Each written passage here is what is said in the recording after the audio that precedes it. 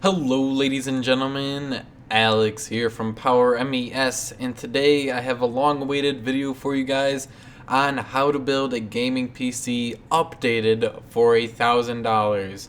Now without further ado, let's get started.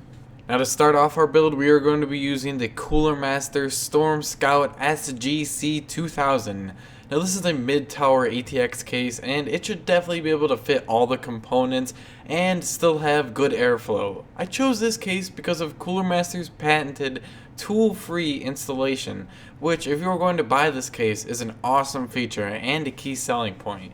Now this case is going to run you about $80 too. Also in this computer, I will be choosing to use a disk drive because you don't want to be without one, and at $17 it really won't make a big difference in the budget, and you can remove it if you want to. Now to process all of our programs and games, we'll be using the Intel Core i5-3570K Ivy Bridge processor. This CPU is a beast for the price, and being an i5, this is a quad-core 3.4 GHz processor with 3.8 GHz turbo boost.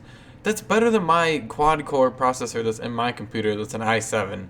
And it also comes with Intel's HD integrated graphics. So this CPU is definitely a killer CPU for the price of about $230. Now to process all your games, we'll be using the MSI GeForce GTX 660 graphics card. This graphics card comes with 2 gigs of onboard memory running at 6000 MHz, and it also has the capability of running 3 monitors, 2 DVI and 1 HDMI, and it'll run almost all the games that are on the market right now on the highest settings possible.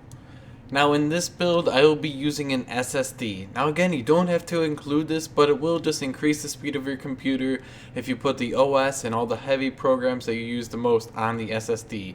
So for the SSD, I decided to go with one of the best on the market, which is a Samsung 840 Pro Series 1. This comes with 128 gigabytes of storage, and it does not come cheap at $150. Now, moving right along, the next thing on our list is going to be the motherboard. For the motherboard, I chose to go with the Gigabyte Z77X board. With SATA 6GB and USB 3, this will be a great addition to our build.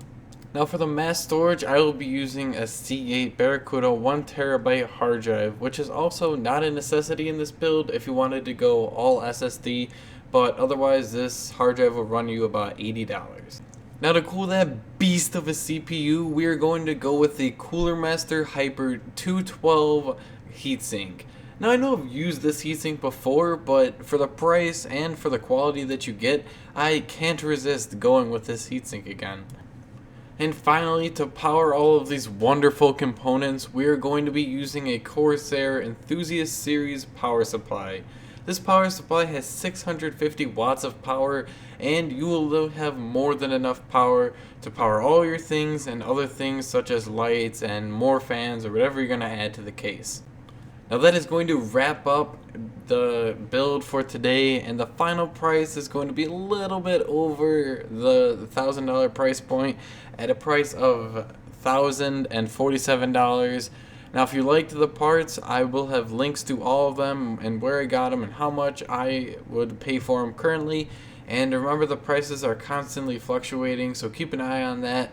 And that is going to wrap up my video. I'm Alex from PowerMES, and I'll see you next week.